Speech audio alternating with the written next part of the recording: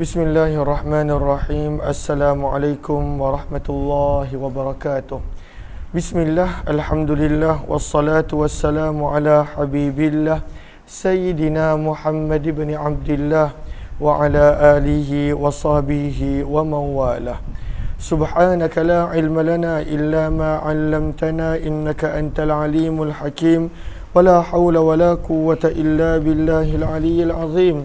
Allahumma rabbi syrah lana sudurana wa yassir lana umurana wahlul 'uqdatam min alsinatina yafqahu aqwalana. Allahumma fakkihna fid din wa 'allimna at-ta'wil bi rahmatika ya rabbal alamin. Walhamdulillahi rabbil alamin. Alhamdulillah summa alhamdulillah, kita nak sambung lagi petang ini pembacaan hadis daripada kitab Jami' Tirmizi ataupun Sunan Tirmizi, dan kita telah tiba pada bab yang ke-14 daripada tajuk berkenaan tentang faraid, di mana Imam Tirmizi membawakan tajuk pada ibtal, pembatalan mewarisi di antara orang Islam dan orang bukan Islam. Maka kalaulah salah satu daripada orang yang meninggal dunia ataupun pewaris ada yang bukan Islam, automatik terbatal sesuatu perwarisan. Baca riwayat 2107, laju sikit.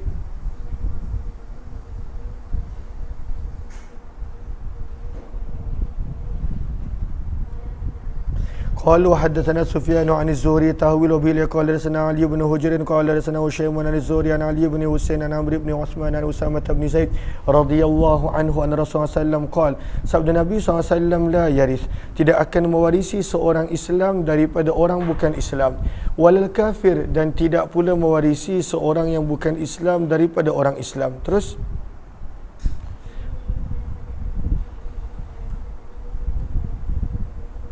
dan di dalam bab ini ada juga riwayat daripada Jabir, Abdullah bin Umar. Hadis ini adalah hadis yang hasan sahih kata Imam Tirmizi. Hakadha, beginilah yang telah diriwayatkan hadis tersebut oleh Ma'mar dan lebih daripada seorang daripada Zuhri, riwayat yang lebih kurang sama. Dan telah meriwayatkan Malik daripada Zuhri, daripada Ali bin Husain, daripada Umar bin Uthman, daripada Usamah bin Zaid. Ada sedikit perbezaan pada periwayatan sanad. Daripada Nabi SAW, riwayat yang lebih kurang sama. Dan hadis Malik adalah wahmun, terdapat padanya keraguan, wahima fihi, dan orang yang ada keraguan tersebut adalah Malik sendiri. Malik yang mempunyai keraguan di dalam periwayatan sehingga ada perbezaan di dalam periwayatan. Warawa ba'duhum, maka sebahagian daripada mereka telah meriwayatkan daripada Malik. Faqala, lalu berkata daripada Amr bin Uthman. Wa aktsaru, dan kebanyakan anak murid Malik berkata daripada Malik daripada Umar bin Uthman. Ada meriwayatkan Amr, ada meriwayatkan Umar. Dan Amr bin Uthman bin Affan huwa masyhur, beliau adalah masyhur daripada anak Uthman radhiyallahu taala anhu, namun tidak diketahui seseorang yang bernama Umar bin Uthman. Maka terdapat keraguan, sepatutnya disebut Ammar, maka diriwayatkan dengan Umar. Walaupun nampak macam tidak ada perbezaan, namun ini membawa kepada rosaknya sanad, dan pada waktu itu ada pertikaian pada sanad. Dan beramal pada hadis ini di sisi kebanyakan ahli ilmu, dan telah bercanggah pendapat ahli ilmu berkenaan tentang orang yang murtad. Lalu Islam dengan bukan Islam itu jelas bahawa tidak akan mewarisi. Tetapi orang yang murtad bagaimana? Sebab dia sebelum itu pernah menganuti Islam. Maka faja'ala ba'du ahli ilmi, sebahagian ahli ilmu berpendapat daripada kalangan sahabat Nabi SAW dan selain mereka, al-mala liwarathatihi minal muslimin, bahawa seseorang yang murtad, waris mereka yang Islam tetap akan mendapat harta pusaka. Wa qala ba'duhum, sebahagian daripada mereka pula berkata, la yarithuhu, tidak boleh mewarisi warisnya yang Islam.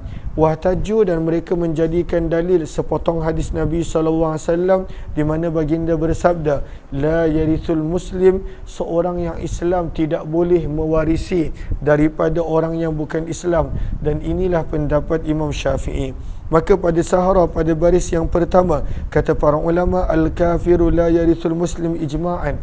Seorang Islam tidak akan mewarisi daripada orang yang kafir secara ijma', semua sepakat para ulama.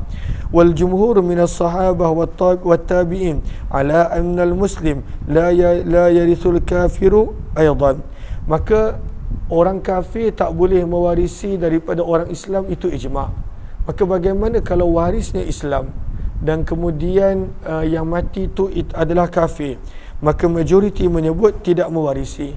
Namun ada beberapa para sahabat menyebut mewarisi, seperti Muaz bin Jabal, Muawiyah bin Abi Sufyan, Sa'id bin Musayyab dan selain mereka. Mereka berkata bahawa orang Islam boleh mewarisi daripada yang bukan Islam bila meninggal dunia.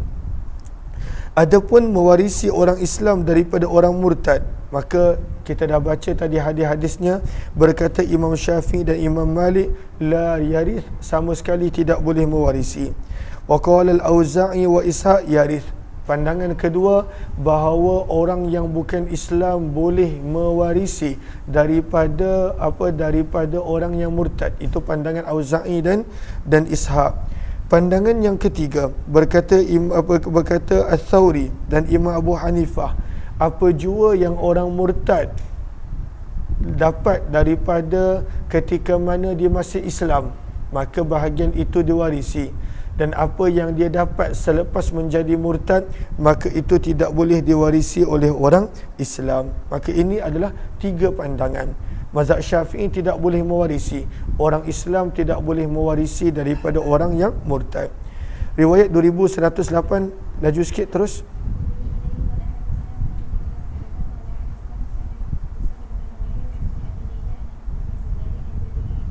Daripada Nabi SAW, daripada Jabir bin Abdullah, bahawa Nabi bersabda, la yatawarath, tidak akan mewarisi ahlu millatain, dua orang yang berbeza agama.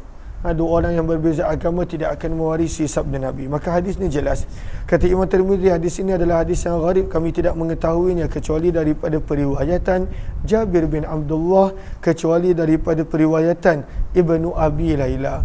Bab yang ke-15, Imam Tirmidzi membawakan tajuk Ibtali mirathil qatil, seseorang yang sabit dengan pembunuhan dan dia ada bunuh seseorang, maka pada waktu itu dia tidak akan mewarisi sesuatu apapun daripada orang yang dia telah bunuh. Terbatal, tidak mewarisi apa-apa.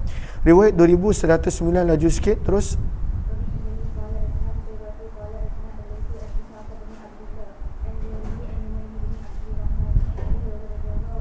Daripada Nabi SAW, baginda bersabda, al-qatil, seorang pembunuh, la yarithu, tidak boleh mewarisi. Dia dah pergi bunuh orang tu, macam mana dia nak mewarisi? Dia tidak boleh mewarisi apa-apa daripada orang yang dibunuh. Lagi-lagi, kalaulah dah sabit pembunuhan, maka pada waktu itu dia akan disabitkan dengan qisas ataupun dengan diyah, dah dijatuhkan hukuman. Kata Imam Tirmidzi, namun hadis ini tidak sahih, tidak diketahui hadis ini kecuali daripada sanad ini sahaja.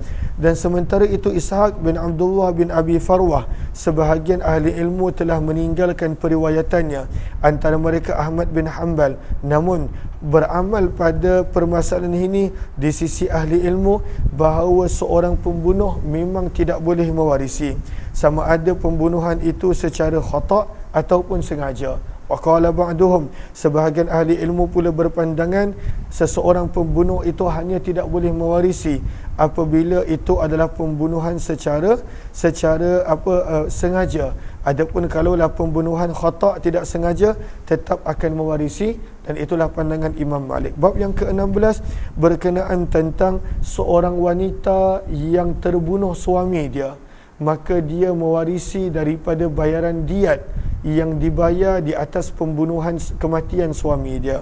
Mirathil mar'ah, seorang wanita akan mewarisi min diyati zawjiha, daripada diat yang dibayar di atas pembunuhan suami dia.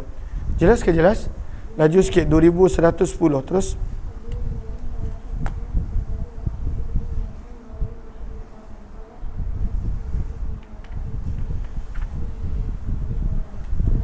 Umar bin Khattab waktu menjadi khalifah pernah berkata, ad-diyatu 'alal 'aqilah, seseorang apabila dikenakan tindakan kena bayar diat 100 ekor unta, maka turut sama membayarnya adalah ahli keluarganya.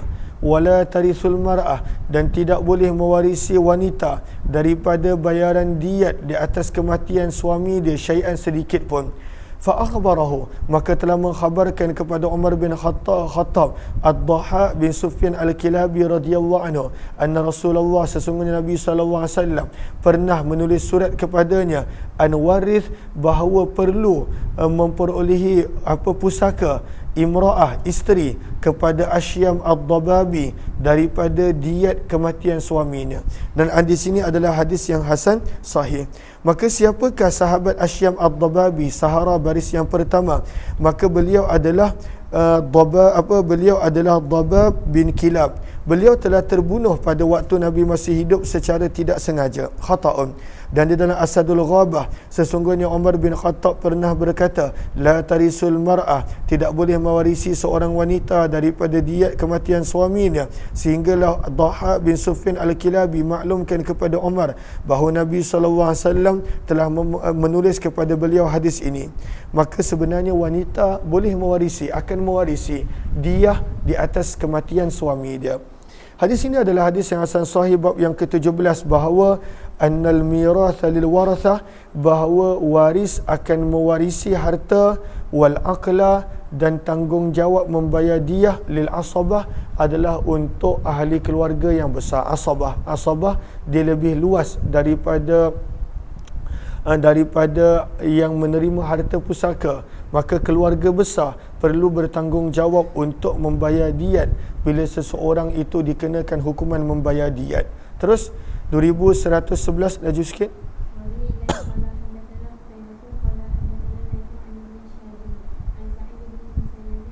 Daripada Abu Hurairah radhiyallahu anhu, sesungguhnya Nabi sallallahu alaihi wasallam telah memutuskan berkenaan tentang kematian janin, kematian bayi yang dalam kandungan. Gariskan bawah tu al-walad fil batan, kandungan yang berada, bayi yang berada dalam kandungan. Imra'ah, milik seorang wanita, min Bani Lihyan, daripada Banu Lihyan. Saqata, yang mana telah gugur bayi tersebut, mayyita, sebagai sebagai mati, dia meninggal dunia dalam kandungan. Maka apa Nabi putuskan bahawa penjenayah itu perlu membayar ghurrah, kadar ghurrah. Apakah itu ghurrah? Abdin, seorang hamba lelaki ataupun hamba perempuan. Maka dia kena bayar seorang hamba di atas kematian bayi yang telah terbunuh akibat perbuatan dia. Thumma innal mar'ah, kemudian ibu, wanita yang merupakan ibu, allati qudiya 'alaiha, yang telah ditetapkan ke atasnya. Di sini ada kesilapan. Allati qudiya 'alaiha, secara zahir nampak macam wanita penjenayah tu mati. Bi ghurratin tuwfiyat, wanita tu mati. Namun sebenarnya ala di sini bermaksud li. Ala bermaksud li. Ala ay bermaksud laha.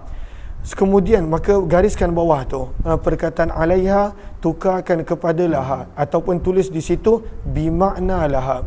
Kemudian sesungguhnya wanita yang telah ditetapkan untuknya, bukan ke atasnya, untuknya, dengan ghurrah tadi, maka wanita itu pun meninggal dunia. Wanita yang bayi dia mati, ibunya pun meninggal dunia. Boleh lihat kepada Sahara pada baris yang keempat. Maka kata para ulama, fi syarhi hadhil ibarati kalam. Secara zahirnya kalau kita baca begitu sahaja akan ada salah faham pada hadis ini. Maka sebab itu disebutkan di sini, Allahumma salli ala Sayyidina Muhammad.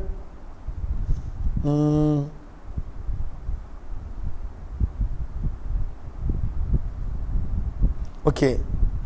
Maka gariskan pada baris yang ke-246, baris yang ke-6. Balil murad, yang dimaksudkan di sini mautul janin, matinya bayi yang dalam kandungan, ma'a ummiha, bersama ibunya. Maka bukan qada alaiha, qada laha.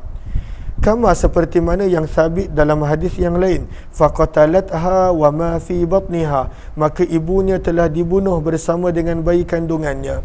Berkata Imam Tibi ketika mana nak menjelaskan pembacaan hadis ini, inna ala, sesungguhnya perkataan ala yang ada dalam hadis tadi pada sabdaan Nabi yang mana Nabi sallallahu alaihi wasallam qudiya alaiha, maka hendaklah pada waktu itu diterjemahkan dengan perkataan alam, perkataan qudiyalaha, seperti mana yang kita biasa nampak di dalam firman Allah pada suratul Baqarah ayat 146, litakunu syuhada'a 'alan nas, bermaksud litakunu syuhada'a linnas, ala bermaksud li, maka itu perkara biasa.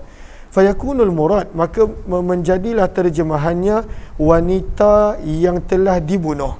Waddamair, dan semua dhamir-dhamir yang ada dalam hadis ini kembali kepada wanita yang dibunuh, illa kecuali hanya satu dhamir yang kembali kepada penjenayah, iaitu hujung sekali ala asabatiha fa innahu lil janiyah, maka kat situ je kita tulis asabatiha, maka kat situ kita tulis janiyah, itu je yang kembali kepada wanita pembunuh. Yang lain ada dalam hadis ini semua bermaksud wanita yang kena bunuh. Baru kita baca hadis. Kemudian kata perawi, kemudian Nabi SAW, kemudian wanita allati qudiya alaiha ailaha, yang telah ditetapkan untuknya, yang dia sepatutnya mendapat ghurrah di atas kematian bayi kandungannya, tufiat, wanita itu pun mati, meninggal dunia. Maka Nabi SAW telah menetapkan anna mirathaha, bahawa harta pusakanya akan diperolehi oleh anak lelakinya dan suami dia. Wa anna aqlaha, dan sesungguhnya keluarga dia, sesungguhnya diatnya, ini pun kembali kepada wanita yang dibunuh. Dan sesungguhnya diat wanita yang dibunuh ala lazim, ke atas asabatiha, keluarga wanita pembunuh. Itu satu je janiyah, wanita pembunuh, keluarga dia yang kena bayar diat. Jelas ke jelas? Terus warawah, haju sikit.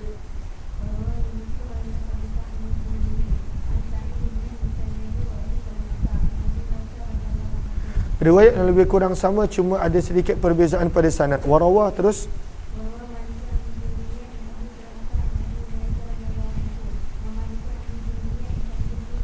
Maka sanad yang ketiga ini mursal sebab tak disebutkan nama sahabat. Bab yang ke-18 berkenaan bila ada seseorang masuk Islam di atas tangan orang lain. Maka apa yang nak disabitkan dalam bab ini, sebenarnya kita kena baca Arafah pada baris yang pertama, pada baris yang ketiga. Hadhil qarabah, hubungan yang ada di antara seorang yang masuk Islam pada orang Islam yang lain. Maka dalam mazhab Imam Abu Hanifah dipanggil ini pun sebagai mualah. Sebab orang yang masuk Islam dia tak ada keluarga, dia hanya kenal orang yang Islamkan dia sahaja. Maka hadis-hadis seperti ini Imam Abu Hanifah menjadikan dalil, kalaulah orang yang baru masuk Islam ini meninggal dunia, maka yang akan mendapat harta pusakanya adalah orang yang Islamkan dia. Dan Imam Syafi'i kata tidak, maka harta pusakanya akan dikembalikan kepada Baitul Mal kalaulah dia tidak ada keluarga. Terus 2112. Terus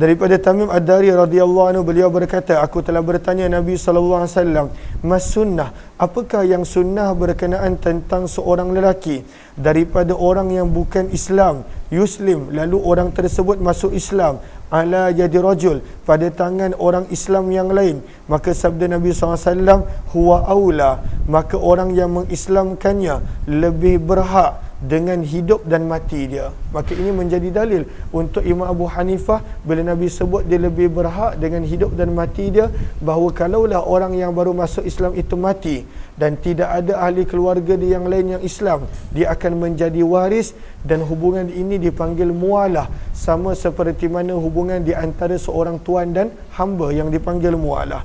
Hadis ini kami tidak mengetahuinya kecuali daripada periwayatan Abdullah bin Wahab, dan dikatakan Ibnu Mauhib daripada Tamim Ad-Dari, wa qad adkhala, dan sebahagian daripada mereka telah memasukkan di antara perawi Abdullah bin Mauhab dan di antara Tamim Ad-Dari perawi yang bernama Qabisa bin Zu'aib. dan telah meriwayatkannya Yahya bin Hamzah daripada Abdul Aziz bin Umar dan telah menambahkan padanya daripada Qabisah bin Zu'ib. Dan kata Imam Tirmizi, dan riwayat ini di sisiku tidaklah muttasil, tidaklah bersambung, sebaliknya terputus. Dan beramal pada hadis ini di sisi sebahagian ahli ilmu, dan telah berkata sebahagian daripada para ulama, yuj'alu, dijadikan harta pusaka orang yang baru masuk Islam dalam keadaan tidak ada keluarga di dalam Baitul Mal. Dan inilah pandangan Imam Syafi'i, dan telah menjadikan hadis, telah menjadikan hujah dan dalil sabda Nabi SAW bahawa hubungan wala hanya di antara seorang tuan yang telah memerdekakan dengan hamba dia. Al-wala aliman a'taqa, itu je hubungan mualah yang ada. Riwayat 2113. Terus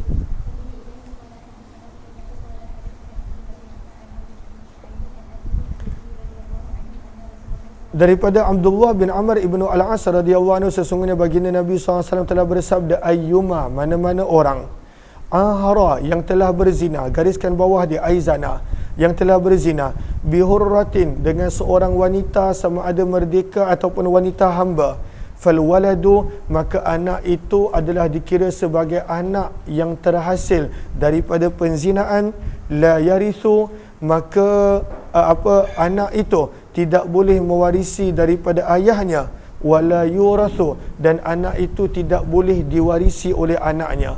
Maka anak dia tak boleh menjadi pewaris, dan anaknya pun tidak boleh diwarisi. Kenapa? Sebab nasab hanya sabit daripada pernikahan dan tidak sabit daripada penzinaan. Maka segala kesulitan yang dihadapi oleh anak, maka semua ayah dia kena tanggung akibat daripada penzinaan, dan ibu dia kena tanggung akibat daripada penzinaan tersebut. Wa qad rawa, anak tu tak bersalah, yang bersalahnya adalah ibu bapa dia, dan semua kesulitan yang dihadapi oleh anak, ibu bapa dia kena tanggung. Dan telah meriwayatkan lebih selain daripada Ibn Layyah hadis ini daripada Amr bin Shu'aib, dan beramal pada hadis ini di sisi ahli ilmu bahawa sesungguhnya anak daripada hasil zina tidak boleh mewarisi daripada ayahnya. Bab yang ke-19 berkenaan tentang seorang tuan ataupun hamba yang telah memerdekakan akan saling mewarisi, dan hubungan ini dipanggil al-wala. Terus 2114. Laju sikit.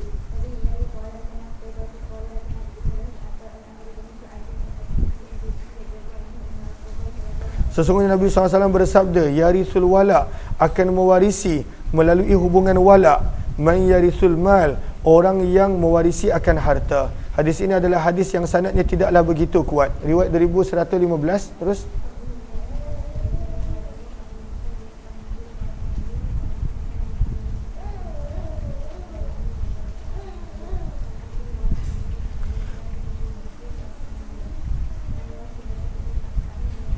sabda Nabi SAW, al-mar'ah, seorang wanita itu dia boleh mewarisi dengan 3 sebab. Salah sama waris, 3 sebab. Yang pertama, atiqaha, kalaulah dia ada memerdekakan seorang hamba, maka hamba itu kalau meninggal dunia dia menjadi pewaris. Walaqitaha, kalaulah dia menjumpai seseorang bayi dan pada waktu itu diambil bayi tersebut, maka tetapi yang ini tidak diambil oleh para ulama, tapi dalam riwayat ini ada bayi yang ditemui, maka pada waktu itu dia boleh mewarisi dan diwarisi. Wa waladaha allati, dan anak yang dia telah melakukan li'an dengan suami dia. Contohnya masing-masing tuduh, masing-masing ada berzina tapi tak ada saksi, maka berlakunya li'an. Maka anak pada waktu itu boleh diwarisi oleh wanita tadi, namun antara suami isteri yang telah dipisahkan ini, mereka tidak akan mewarisi antara satu sama lain. Hadis ini kata Imam Tirmizi adalah hadis yang hasan gharib. Kami tidak mengetahuinya kecuali daripada periwayatan Muhammad bin Harb ala hadzal wajah. Dan hadis yang sebelum ni maksudnya adalah yarithul wala man yarithul mal, adalah berkenaan tentang hubungan seorang tuan dan hamba yang telah dia merdekakan. Maka berakhirlah bab berkenaan tentang faraid. Kita mula masuk pada bab besar yang baru, iaitu berkenaan tentang wasiat. Abwabul wasiyah, wasaya, bab berkenaan tentang wasiat daripada Nabi SAW. Bab yang pertama, bahawa wasiat waktu sakaratul maut hanya dibenarkan dengan 1/3. Al-wasiyah, wasiat dengan 1/3 dalam kurungan ketika mana waktu sakaratul maut ataupun kesakitan yang membawa kepada kematian. Riwayat 2116, laju sikit.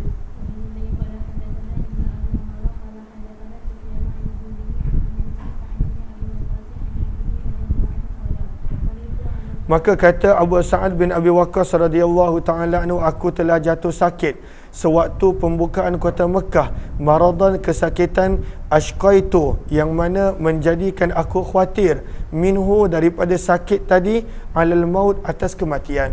Maksudnya sakit tu begitu teruk yang mana dia dah pasti dia akan mati. Tapi dia tak mati dalam sakit tersebut, hidupnya, usianya dipanjangkan.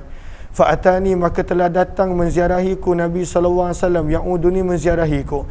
Maka aku berkata, wahai utusan Allah, sesungguhnya aku mempunyai malan kathiran, harta yang banyak. Walaysa yarithuni, namun tidak mewarisiku kecuali hanya seorang anak perempuanku sahaja. Fa'usi, adakah boleh aku mewasiatkan dengan hartaku semuanya kepada orang lain? Dia minta izin nak sedekahkan, nak wasiatkan semua harta dia. Maka Nabi menjawab, la, tidak boleh.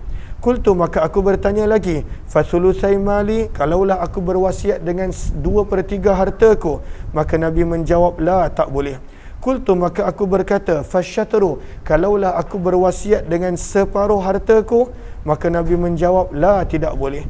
Qultu, maka aku berkata, fathulus, kalaulah aku berwasiat dengan 1/3 hartaku. Barulah Nabi berkata boleh. Namun Nabi bersabda, as-sulus, boleh 1/3, was-sulusu kathir, namun sebenarnya 1/3 pun masih banyak. Nabi menggunakan perkataan boleh, namun 1/3 masih banyak. Maka Nabi mengingatkan Sa'ad bin Abi Waqqas, innaka, sesungguhnya kamu, an, bahawa, tazara, meninggalkan, warasataka, waris kamu, aghniya, dalam keadaan kaya, maka itu adalah lebih baik daripada kamu meninggalkan mereka dalam keadaan miskin.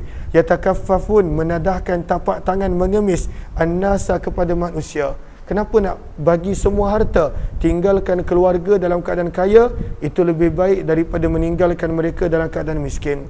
Kemudian sabda Nabi SAW mengingatkan bahawa pahala tu bukan dengan sekadar bersedekah, sebenarnya menginfak pada keluarga pun sedekah. Sabda Nabi, innaka, sesungguhnya kamu wahai Sa'ad, lan tunfiqa, tidaklah membelanjakan sesuatu nafkah perbelanjaan kepada keluarga, illa, kecuali, ujirta fiha, sebenarnya kamu diberikan pahala pada nafkah tersebut. Hatta, sehinggalah, satu suapan yang kamu berikan kepada mulut isteri kamu, ila fi di sini bermaksud fam, tetapi diringkaskan menjadi fi, kepada mulut isteri kamu.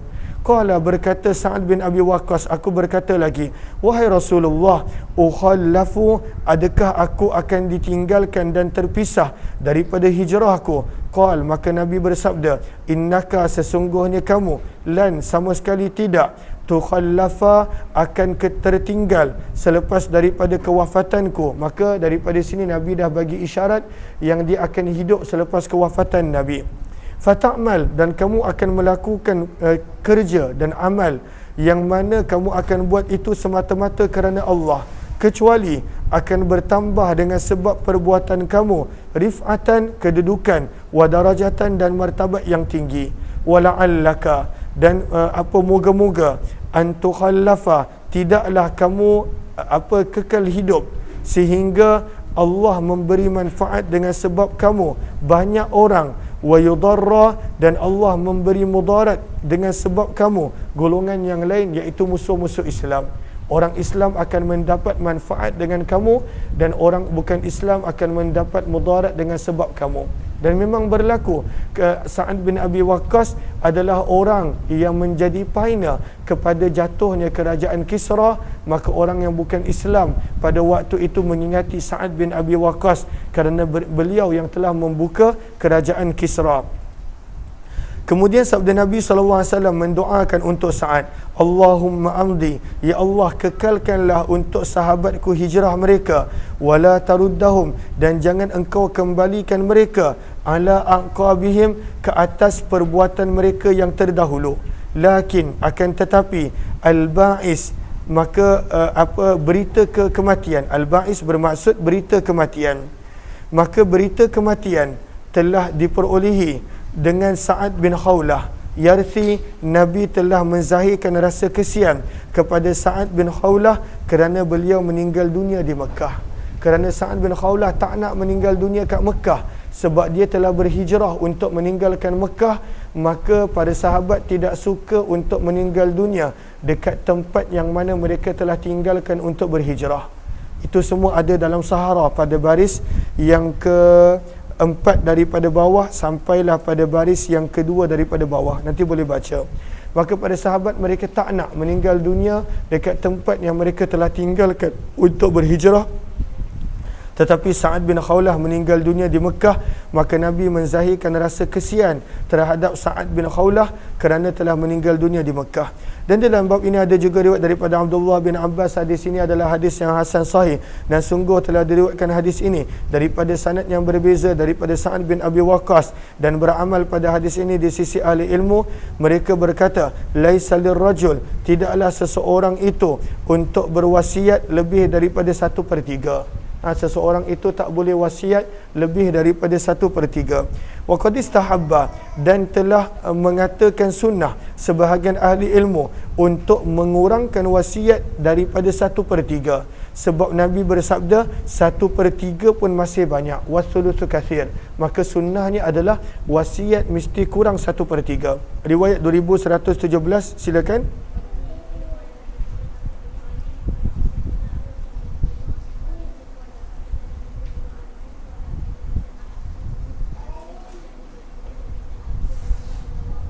Daripada Abu Hurairah radhiyallahu anhu, sesungguhnya beliau telah meriwayatkan sepotong hadis daripada Nabi di mana baginda bersabda, innar rajula, sesungguhnya seorang lelaki, la ya'malu wal mar'ah, dan juga seorang perempuan, la ya'mal, boleh jadi mereka berterusan beramal, sama ada lelaki ataupun perempuan, bi ta'atillah, dengan mentaati perintah Allah. Siti Nasanah sebagai contoh, Nabi bagi 60 tahun. Dia mungkin boleh beribadah selama 60 tahun. Namun summa yahduruhum, ketika mana datangnya saat kematian mereka, fayudarran, maka mereka berdua melakukan perbuatan yang memudaratkan pada waris. Mereka melakukan perbuatan yang memudaratkan pada waris. Bagaimana mereka memudaratkan pada waris? Fil wasiyah, dalam melakukan wasiat yang Islam tak benarkan. Contohnya wasiat lebih daripada 1/3 dan sebagainya. Maka sabda Nabi, fayajibu lahuman nar, maka wajiblah untuk mereka neraka. Orang yang berwasiat dengan apa yang Allah larang, maka wajiblah untuk dia neraka. Maka sebab itu kena jaga betul-betul dengan wasiat. Jangan hanya kerana marah kepada waris maka kita menafikan hak para waris. Dan kemudian baginda membaca, kemudian Abu Hurairah membaca firman Allah, min ba'di wasiyatin yusa biha aw dainin, berkenaan tentang wasiat dan juga hutang. Maka pada waktu itu firman Allah, ghairu mudar, wasiat dan hutang ini tidak boleh mendatangkan mudarat. Ghairu mudar, tidak boleh mendatangkan mudarat. Wasiyatan min Allah, wasiat itu mestilah kerana Allah. Kemudian Abu Hurairah baca sampai hujung ayat yang ke-13. Kenapa? Okey tu, ambil dia. Okey. Lihat kepada baris yang terakhir Sahara. Berkata Imam Al-Baydawi ketika mana menafsirkan ayat yang ke-12 ini, maksud daripada tidak mendatangkan mudarat adalah liwarasatihi, jangan mendatangkan mudarat kepada para waris. Bagaimana? Iaitu dengan memberi wasiat lebih daripada 1/3, ataupun pada waktu itu berniat dengan wasiat walaupun kurang 1/3, tetapi pada waktu itu dia berniat untuk mengurangkan hak para waris, maka itu pun tak boleh. Dan maksud daripada hutang adalah hutang yang sebenarnya dia tak payah bayar, tapi sengaja dia nak bayar hutang tadi supaya waris dia tidak boleh mendapat apa-apa. Maka Allah tegur, jangan membayar hutang ataupun memberi wasiat bertujuan untuk memberi mudarat kepada para waris, kerana Nabi SAW bersabda, orang tersebut boleh masuk ke dalam neraka walaupun pada waktu hidup dia beramal selama 60 tahun sekalipun. Hadis ini adalah hadis yang hasan gharib daripada sanad ini, dan Nasr bin Ali adalah orang yang telah meriwayatkan daripada Ash'as bin Jabir, dan beliau adalah atuk kepada Nasar Al-Jahdami rahimahullahu taala. Bab yang kedua berkenaan tentang galakan melakukan wasiat, kita sambung malam ini insya-Allah. Terima kasih semua. Wabillahi taufiq wal hidayah. Assalamualaikum warahmatullahi wabarakatuh.